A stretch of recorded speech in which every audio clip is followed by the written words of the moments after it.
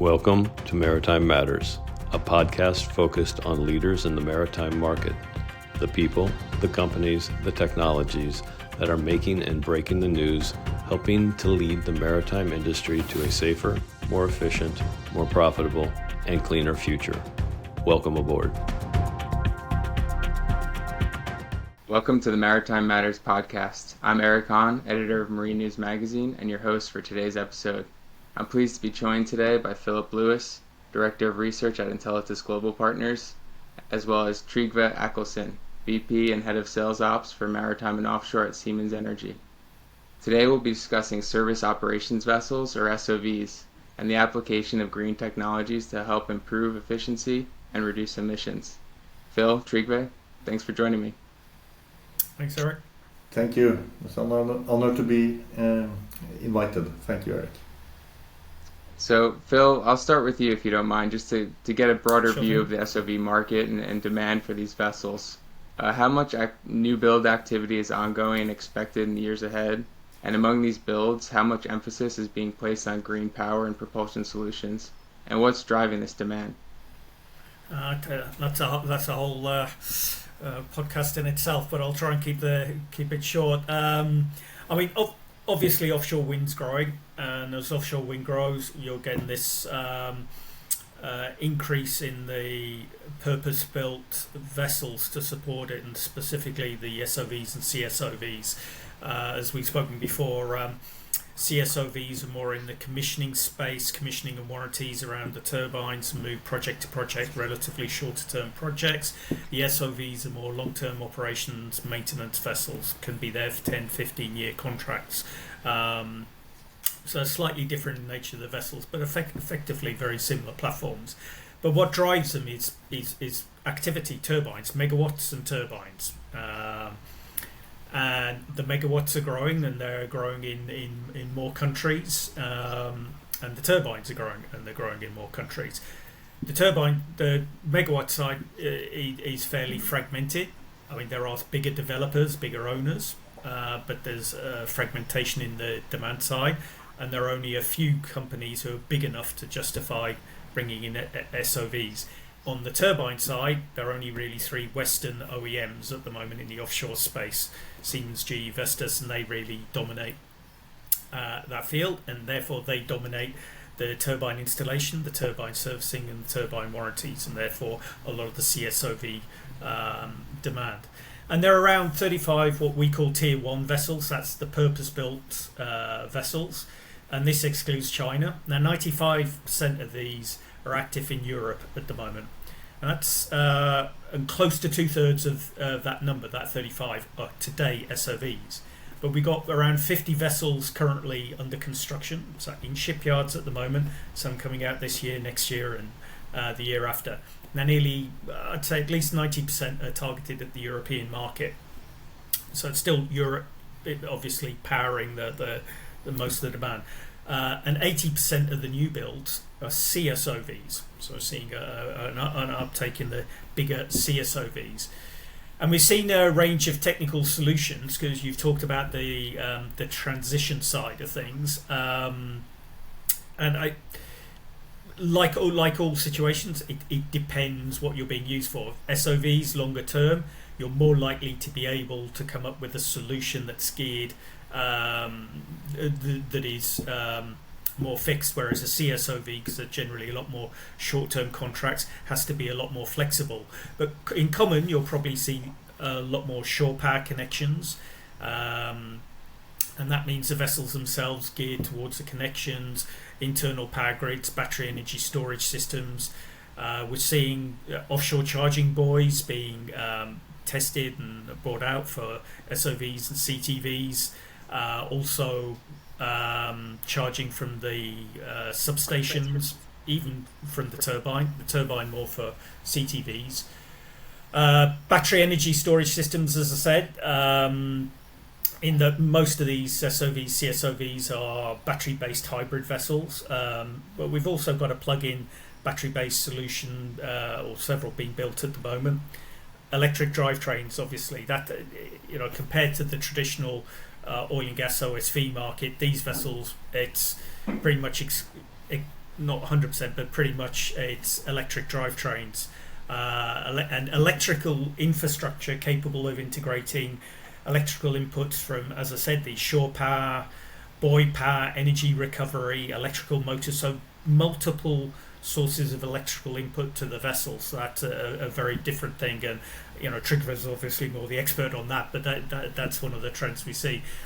Dual fuel capabilities, there's a lot talked about dual fuel capabilities. I'd say the electrification side is more important. The dual fuel is important, or at least dual fuel prepared.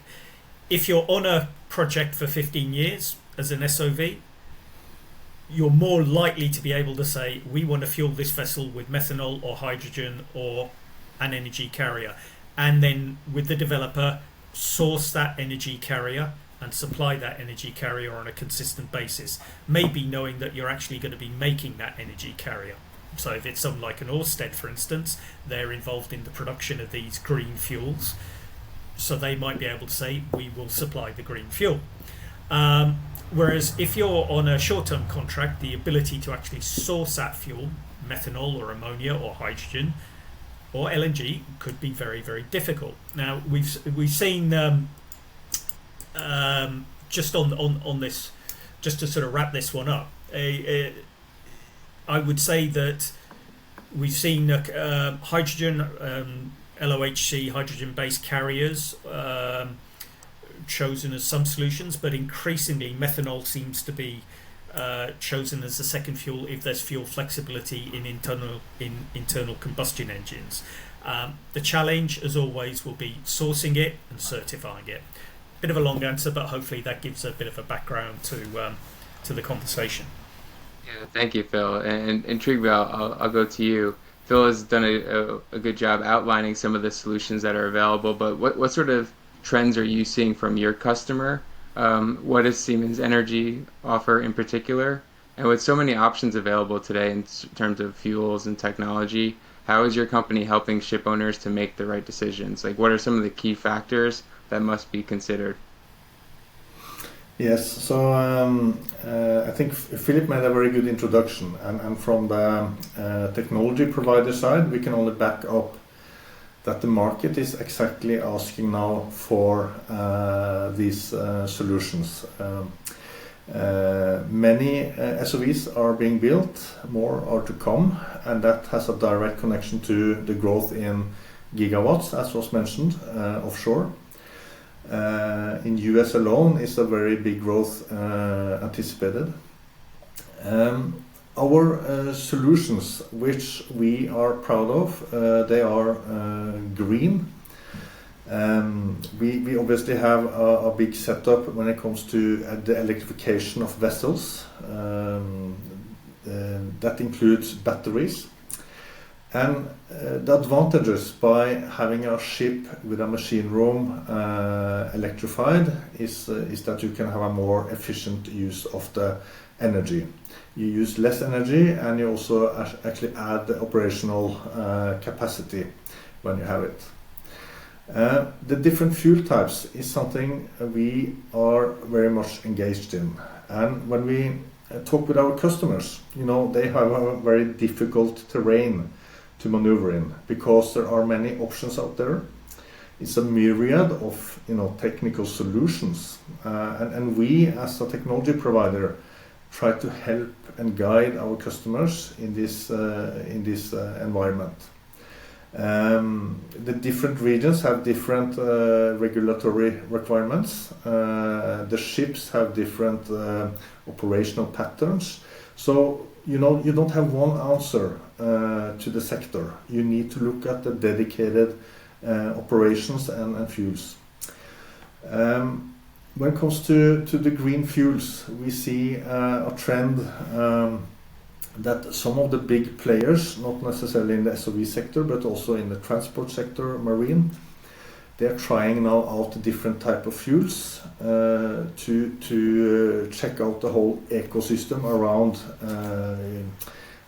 access to fuel and etc. Methanol, which was mentioned, is one of the fuels where we can see it's the least step compared to marine diesel oil for ship owners, both to manage hazard-wise, but also that you can use existing technology more or less with small tunings and then go into the methanol sphere. So that is maybe one thing. I agree with Philip. This is maybe the strongest trend within the green fuels. Sorry, Eric, if I can maybe Sure. jump in on that. When I was mentioning methanol, that was specifically, I'd say, in the context of what we're seeing with the SOV fleet.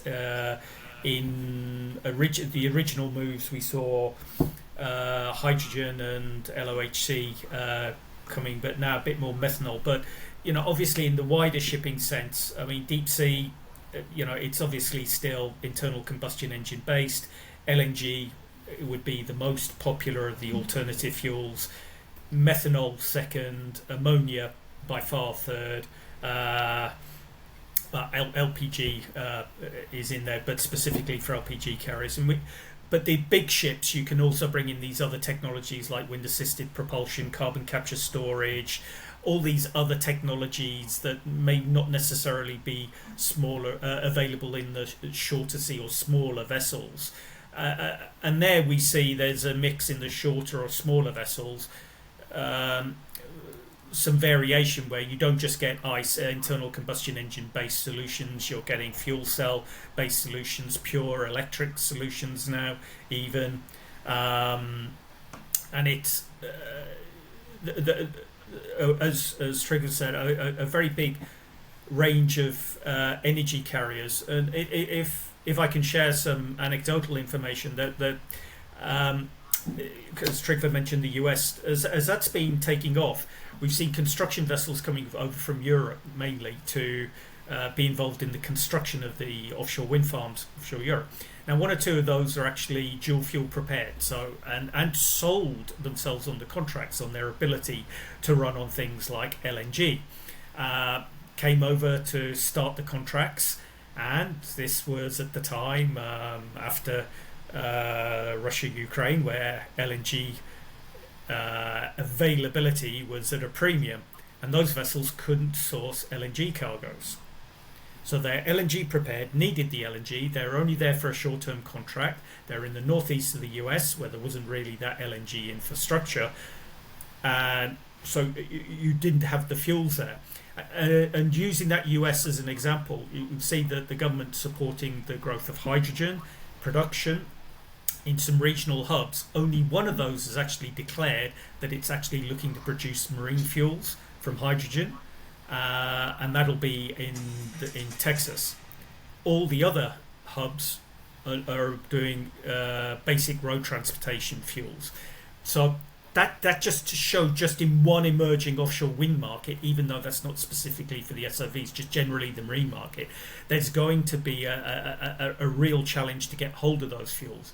And big shipping companies like Maersk, for instance, are already tying up quite a lot of production from plants in long-term agreements for their container ships, which go from point A to point B and back and forth and back and forth, and they know they need that fuel at point A and point B, and they need that for 5 years, 10 years, 15 years, so they can enter those long-term contracts, which sometimes in the offshore wind space or these emerging green spaces, you actually don't have that luxury. So that's just, I just wanted to give a bit more flavour on that, some of the challenges people are having, and that doesn't even address certification, which is the next green fuel nightmare.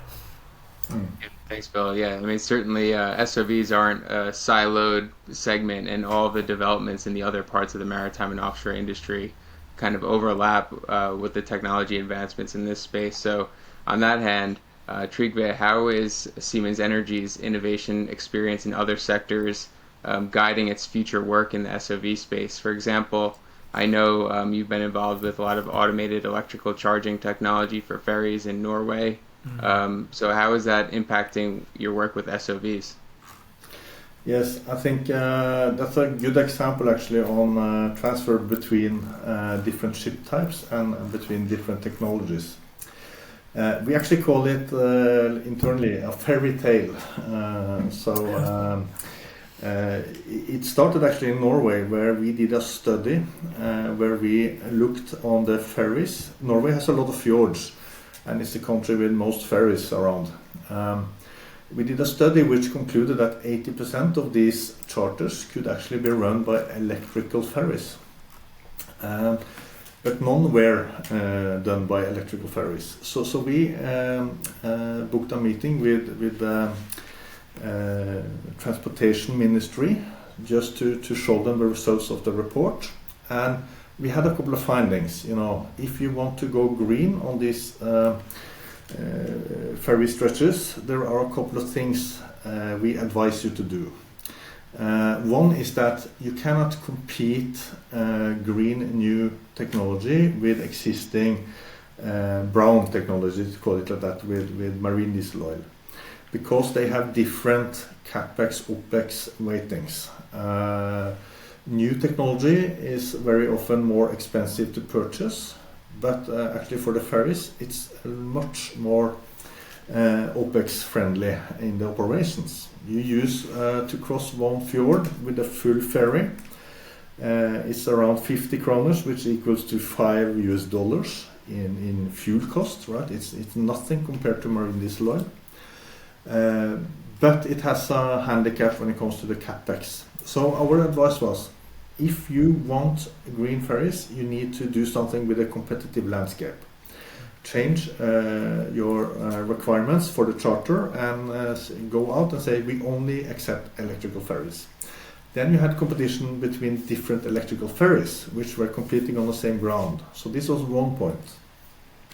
Second point was that in order to get the operational benefits, you need to operate it for some years in order to have the positive cash. So we said most of your ferry contracts are 3 years old. Can you expand it to 10 years? Then the whole calculation looked different. And they did also that. So with the longer contract terms, and that made immediately a positive impact on the whole TOTEX for these vessels. So, we worked with the governmental and the regulative office in order to enable this, what we call the fairy tale. So we're a bit proud of that. I'd say it's very impressive what's been done, and I think one of the points here from the ferry sector, which is quite exciting to see potentially being leveraged in the SOV sector and other sectors, is just on that electrical backbone of the vessel. And not just for the ferries, but what's being done in Norway with autonomous vessels. I know obviously for the charging you've got automated charging of the vessels, automated transport now where the captain can actually take his hands off mid journey, and I believe on the ferries they're running the the trials of docking and undocking unmanned. You've now got these cargo vessels for the grocery store and for AXO that are unmanned built, and for remotely operated vehicles. So this electrical infrastructure and these incubators that have been done in Norway, I mean, we're very excited, and it'd be great to hear. Are you going to? Do you believe these are going to transit quite quickly to some of the other sectors? Yes. So two words on that, because we have seen both in the drilling rig and the ship that the Norwegian ship owners and oil and gas operators, all of them are really eager to try new technology. It's a high adoption grade in Norway. You have to ask a social anthropologist or someone, but why? But the fact is that new technologies are very often implemented in Norway. And then you can take 5 to 7 years and you see the same technology in Gulf of Mexico. So it's a little bit, trend setting, and both the positive and the negative examples, right? So the electrification of the ferries is a positive example. And if you look at US again, the administration in US, they started this Infrastructure Investment and Jobs Act. Lot of investment into ferries, into roads, etc. $2.5 billion for ferries alone. And they are looking at the model we did in Norway. It's a slightly different because here you have an active funding of the ferries instead of just changing the regulatories. So that's a different way, but they also see that they have to help the green get into the market, because when it comes to new technology, economy of scale, this is the answer to be competitive. But then you need to start on the right foot, to say like this. And sorry, Eric, just to jump in with another question for Trygve. And one of the lessons you've learned from Norway would be great to hear with Siemens about how that's been pushed with your peer group. The issue around universal charging or universal charger connection points, because we're talking about obviously energy transition, and you can talk about the internal combustion engine, you can talk about a fuel cell, you can talk about a battery, but a lot of this thing is going to be plug-in, shore power, plug-in thing. But from my understanding of what we hear in the market is obviously there are very many different standards at the moment. I mean, where is that landing? Because obviously it's like your iPhone charger we've seen with the Europeans now, and globally you can only now have one connector. So Apple, you're losing out. Yeah, thank you for that question, Philip. And I'm actually glad you asked it, because this morning I had a conversation with one person which is working in my team about exactly this. He is part of the ICE board for onshore charging, and he's leading a group of 80 people from the whole industry, which tries to now agree on a standardization on this one. So it's like mobile phones. You have all these different plugs, but at some point someone trumps through and you get one standard. So this is ongoing work, and it's actually led by one person in Siemens Energy in this ICE board. So it will come. And this is globally where... That's globally, yes. That's globally. It's obviously a risk, I would say, for CSOV and SOV operators in the short term, in that they have to choose a connection. Yes. And some think it's a competitive advantage to be unique, while others think, well, let's just split the cost. And actually, the ship owners, we work with both oil and gas industry and ship owners. And our experience with this charging is that they immediately agreed we need one standard, while the oil and gas, they like to be more unique. Was our takeaway there. Most of the ship owners, they don't have big technical staffs, right, which are doing a lot of engineering. They are more depending on external forces, so they really welcome this in order to simplify their work. I bet from a vessel flexibility point of view, from a commercial point of view, to offer your vessel to different charterers at different locations, and also to deal with spare parts, to deal with, well, I guess you then also have the actual charging frequencies issue and the different voltages of what you're actually going to be charging with, depending where you are in the world as well. But maybe that's even too complex a decision. But we're excited, but we see those routes like the short sea ferries in Norway, where it's absolutely perfect, whereas CSOVs, SOVs, unless you're, for the long-term charters, we see that's okay. The shorter-term charters, we're still identifying some of those risks. Yes, and if I can add just a final comment on the chargers. As you mentioned, offshore charging stations, there have been studies and pilots. Yep. This is something we predict, maybe not least in the windmill areas, that they will come up substations where you connect the power from different wind turbines. So you can trickle charge during the night your battery packers and do your operations during the day. This is one opportunity. When we look at the ferry chargers, many of these ferries, they operate in real remote areas. So the electrical infrastructure on land is very old, above the ground wirings. So we have also developed solutions where you charge the charging station on a low power, And then it's almost like a capacitor when the ferry comes to shore, and you boost all that power into the ferry. So that means you don't need to boost your infrastructure on land because you have a smart charging station. Batteries as well with that? Then we have batteries within the charging station, yes. Interesting. So many smart solutions to help things work. Yeah, and there's certainly a lot of solutions out there, but Trygve, I'm curious, there's one I wanted to ask you about in particular, and that's gas turbines. Do you see a future for gas turbines in the SOV sector?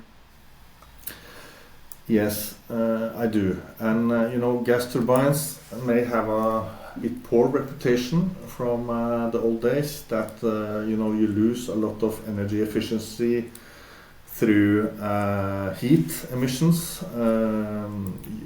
But with the modern solutions that we have designed now, first of all, we have marinized some of our gas turbines to be approved for marine usage, the STT 400 series.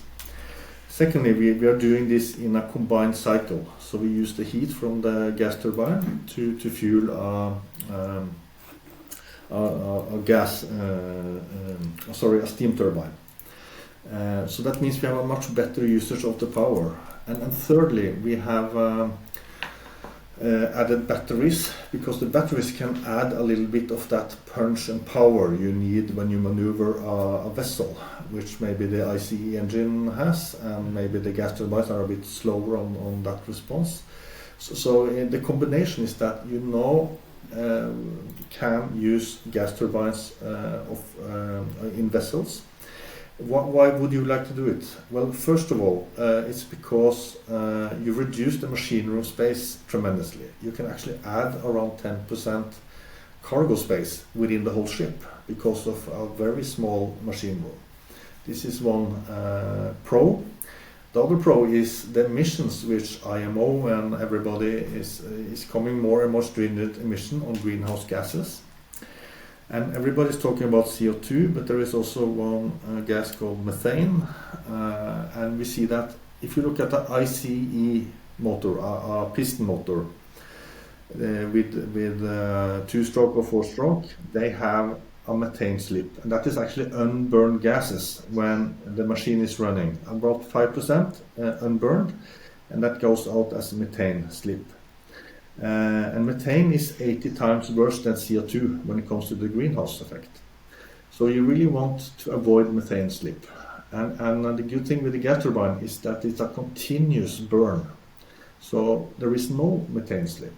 So we see that also the emissions are talking or will automatically promote gas turbines as a power source. The other thing is that these gas turbines are now also prepared for multi-fuel. You can run them on marine diesel oil, you can run them on hydrogen, methanol, it's about adapting it in the design phase. So yes, definitely is my answer.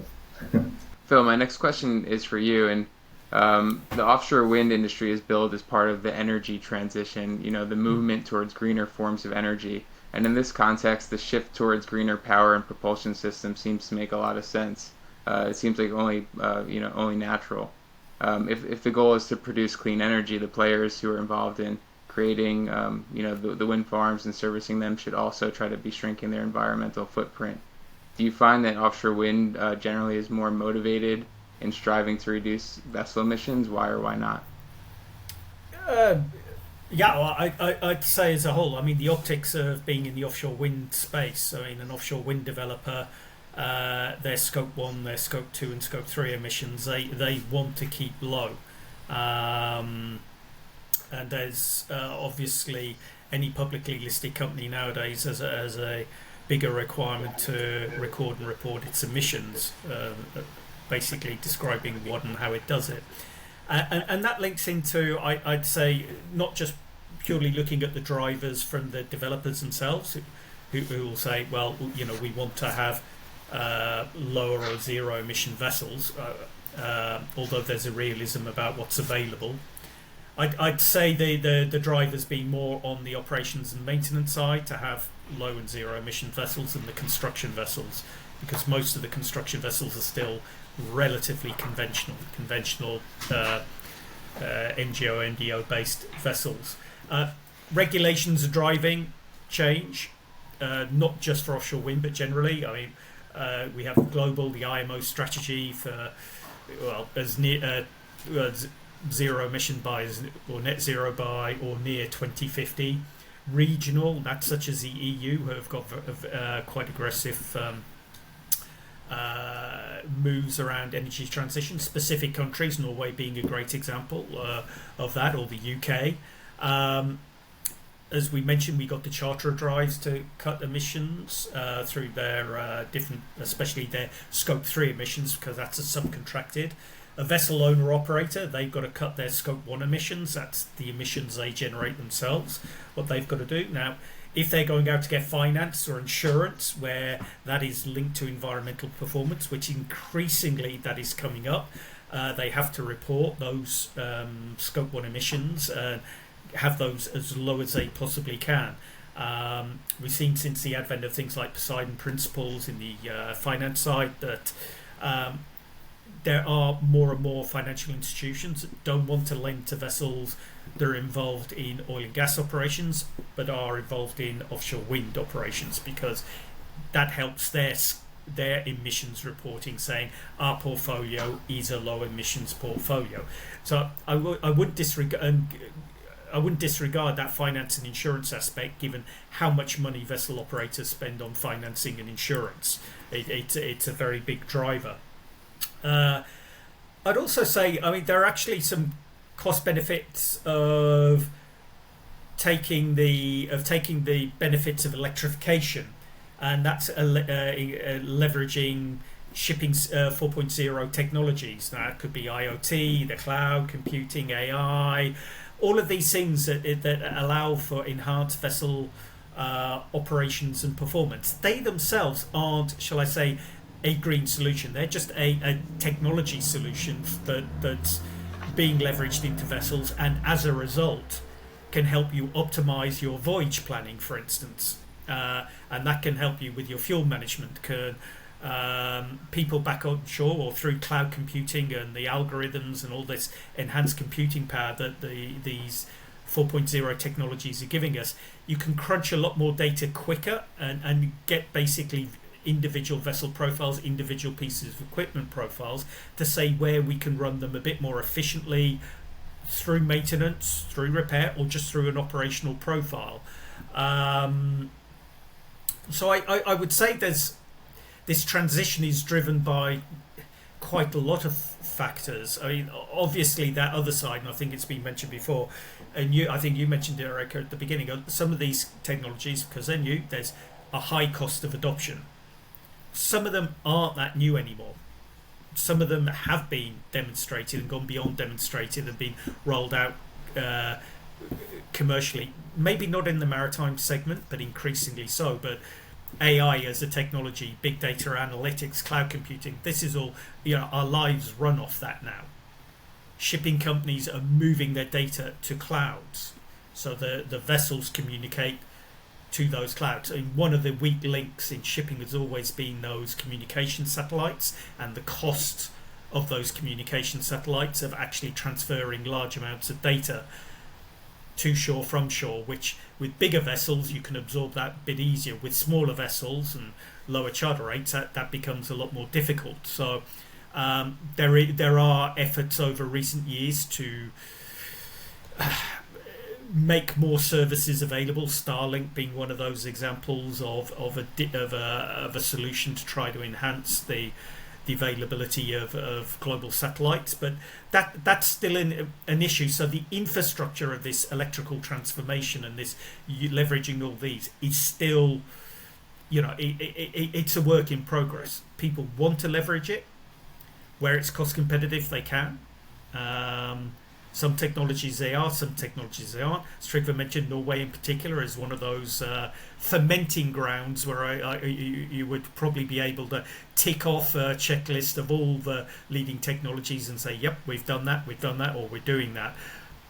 Other markets will be slower adopters for various reasons. So it's it's a green drive, but there's a cost drive, there's an efficiency drive, and just a final word on it, and why we sort of mentioned automation earlier as well, and this electrification. One of the challenges for the marine sector is facing is the availability of competent crew, and the availability to attract, retain, and develop those crew. And shipping companies will and are facing problems today of maintaining sufficient competent crew, and it gets more of a challenge when you get into the offshore space, when you start talking in offshore oil and gas, working within a 500-meter zone, or in deep water operations, or in DP operations, which are more technically complex, or construction operations. And it is those people that are at a premium, and attracting those has been difficult. So some of these technologies of the energy transition are as much about giving efficiency to the operations of that manpower transition. And again, we're seeing a sort of reference with Trygve. We now have some unmanned vessels. I mean, there are survey vessels, obviously, but actual cargo vessels that are being looked at in places like Norway. Autonomous ferries, or still with a crew on board at the moment, but with their the capability to be fully autonomous. The idea is, like in an aircraft, in the old days where you may have had a flight crew of 4 or 5 with an engineer or 2 and a radio operator and a pilot and a co-pilot. Now you just have the pilot and co-pilot. They take care of everything. You've down-manned by increasing the technology. I'm not saying it means no manning, but we could be moving to less manning by leveraging technology. That means your vessel can be smaller, your accommodation is smaller, your consumption of electricity and services is smaller to support those hotel loads for the crews, and that also has an environmental benefit as well. Right, thank you. Yeah, you made a lot of good points there, and I want to dive a little bit deeper on some of those, specifically with regards to the cost as well as the benefits of automation. But just to kind of sort of backtrack a little bit, Trygve, are you also seeing that the offshore wind as a major driver towards this transition? Do you find that the offshore wind space is generally more motivated or willing to accept greener technologies compared to maybe some other sectors? Yes, I would say definitely yes to that. Also, Siemens Gamesa is one of the players here. They charter contract on green vessels. So the adoption grade is also high in the offshore wind. And we have not seen the end of it, right? Because, as I mentioned, there are some barriers to the green technology. The technology cost, very often is one of these barriers. And you can only imagine, right? Because cost is driving a lot of our behavior in society. When your kids are at the internet and buying things on eBay, they have 2 items. One costs $9, the other costs $8. They go for the one on $8, right? Because it's the same item. And that goes through the whole value chain of our society. You will always go for the cost-efficient option. So, translated to our marine industry, definitely the focus, the only way to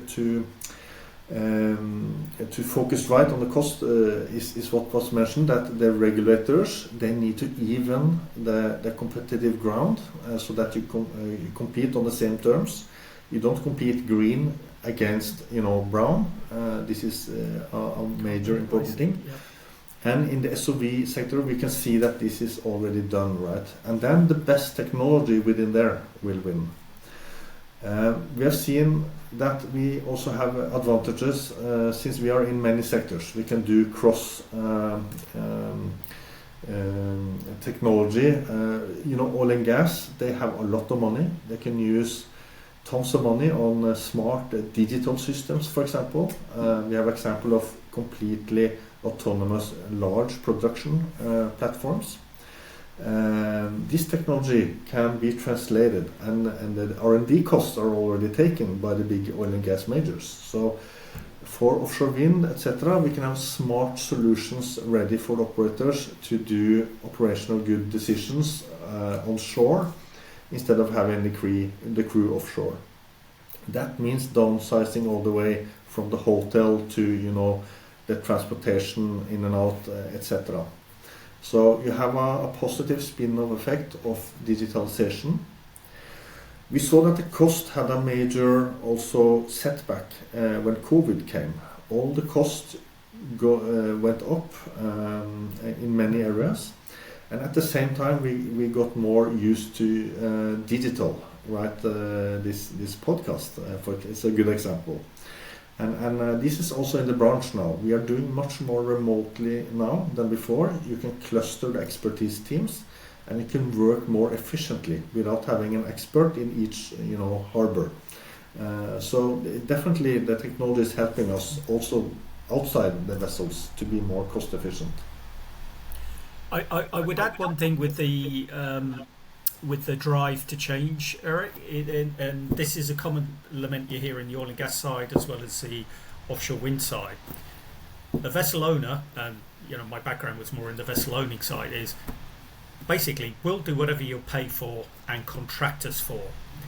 But any of those who are old enough and grey enough to remember those very dark days of 2013 and 14 when the oil prices took a tumble and the oil majors pretty much to a man got their partners, business partners, into rooms and said, if you don't discount X, Y and Z, you're off hire tomorrow, on long-term contracts where you built vessels for those owners.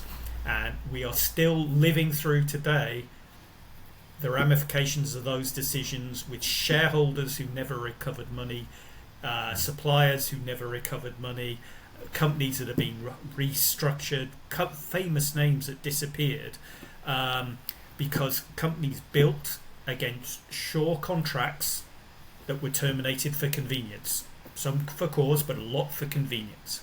And in the offshore wind space, one of the laments you keep hearing as well is we're sort of repeating the same mistakes again, where vessel owners are saying we need longer term contracts.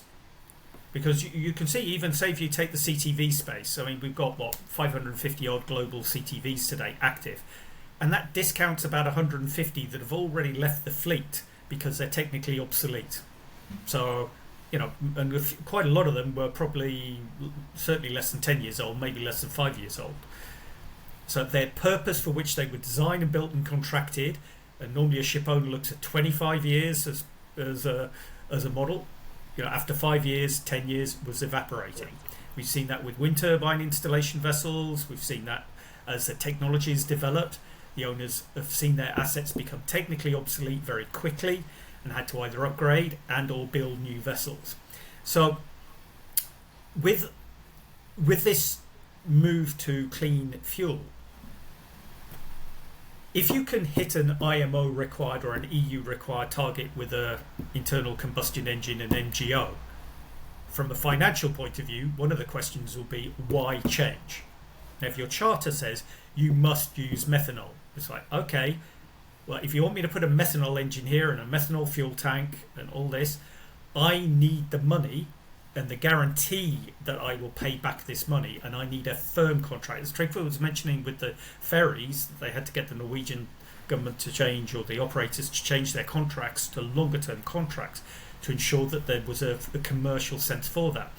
And even though people are talking about shortage of vessels in offshore wind and in oil and gas at the moment, especially as you get bigger, commercial terms aren't really changing much. We're seeing reservation agreements, we're seeing long-term agreements, but aren't firm contracts.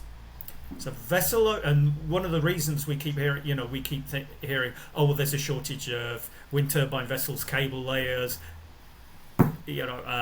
SOVs. Why not build more? Simply the contracts aren't there to justify it. CSOVs are being built a lot speculatively now. We believe there's a demand for them, but they are a suitable commodity item to build, just like we saw in the sort of 2008 to 2012 period, where there were these European finance structures that allowed for these vessels to be built. The contracts, unless the contracts are going to be there, people won't be building the vessels as much. Now, we have seen that CSOV new build boom, that's fine, but in other segments within the offshore wind industry, we're seeing people generally holding. There is a bit of building on spec, but most of it is building against some form of at least minimum firm contract. And all the people I talk to in the industry, there is still a lot of nerve about how the developers go, as we've witnessed in things like the US wind industry over the last year, where several offshore wind procurements have been cancelled. Developers saying, "Yep, we're not going to do it," and they had already bought components, contracted vessels, leaving their stakeholders in quite some difficulty. Luckily, the market's hot enough to absorb that, but it's a challenge, and it's making people very nervous. So this is just one of the undercurrents that's behind why there's maybe not as much building as there should be.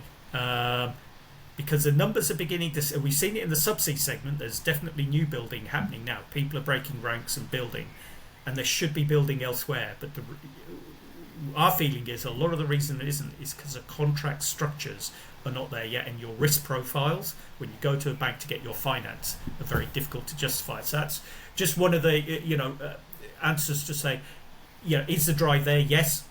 Will people always do it? Well, if they're paid to and incentivized, yes. So as sort of a parting question, I want to ask both of you this one. If you could each, for a moment, gaze into your crystal ball and peer into the future, how do you see the future of vessel power and propulsion, especially in the SOV segment, in the short, medium, and then to the long term? So I would say in the short term, we have available technology, and we see the continued momentum towards electrification and alternative fuels as per today. In the SOV segment, we see that the regulatory pressure and the industry is still trending towards decarbonization. So we will have more, not less. We will not go back to the old technologies. This is for sure. Today's technologies are much more efficient in many ways. In the medium term, we can see also further alignment. We can see further advancement in digital automation and electro, not least within artificial intelligence. We have done for many years actually in Siemens Energy machine learning. I kicked off one project more than 10 years ago on an information management system where you can ask the system in your own word. You don't need an IT guy to script. What is wrong? What happened with generator number 3, for example? And it will look for anomalies in generator 3, and you get very good hints back on your fault finding, right? So these will come more and more into the machine rooms. The technology is there, it's only about adapting it. We see that when it comes to the fuel trends, I don't think we will have one solution. We will have in parallel many different green fuels which are perfect for different types of vessels. For SOV, I think maybe methanol is a good fuel, or LOHC. And most definitely we will also see more charging stations offshore where you size up the battery package and you can go fully electric powered on wind. I just have one anecdote on that because it was mentioned by Philip, Maersk doing methanol vessels. And we have been also slightly involved with Ørsted, the wind installer. We have a project in Sweden called Flagship 1. Here we are using wind power, and we put that power into a electrolyzer, and we make e-methanol from the wind. And this methanol can fuel, the Maersk Laura, their pilot vessel, so that the power through the electrical room and to the propeller blade is all green. So the power is actually from the blade of the wind turbine to the blade of the propeller. And that's actually a beautiful story, right? the technology is here, the ecosystem altogether, like Maersk has done in this occasion. On the long term, we will have more and more autonomous operations. The regulatories are not keeping up with the pace of the technology. So the technology again is there, but we need to do it in a safe way so that we keep the HSE aspects in the shipping industry that it's as safe as today. We will have probably unmanned SOVs at some point, capable of doing operations purely based on sensors and artificial intelligence. Again, the technology is there. It's about regulatory requirements. So this is maybe the longer term seen from our Googles. I think that's a nice summary. I mean, the only thing I'd add to that, and that rounds back to a point Trygve made earlier, is that to create that level playing field in the short term and mid-term, we expect to see rollouts of carbon pricing, or wider rollouts of carbon pricing globally that price carbon from diesel engines. So people's emissions will be priced. Now, the more and more that is priced, the more and more you are incentivized to find something that is cost competitive. So that's one of the push factors we see going to get more important in the short to mid-term. The rest of it, very much agree with Trygve. Electrification, fuel flexibility, change.